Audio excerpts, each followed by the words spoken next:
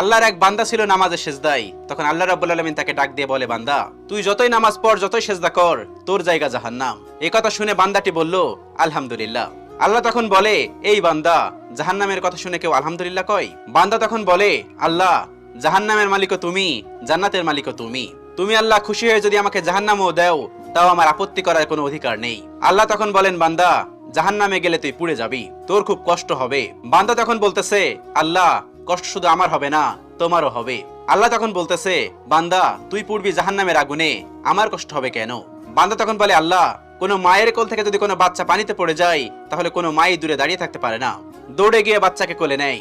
আমার বিশ্বাস ওই মায়ের চেয়ে কোটি কোটি গুণ দয়া তোমার বেশি। আমাকে জাহান্নাম দিলে তুমিও আল্লাহ শান্তি পাবে না। আল্লাহ তখন বলে, বান্দা, এই দলিল তুই কই পাইলি? বান্দা তখন বলে, আল্লাহ, আমাদের জাতির পিতা ইব্রাহিম আলাইহিস সালাম তোমার প্রেম মুখে নিয়ে যখন নমরুদের আগুনে পড়ে গেল, তার আগেই তুমি বলে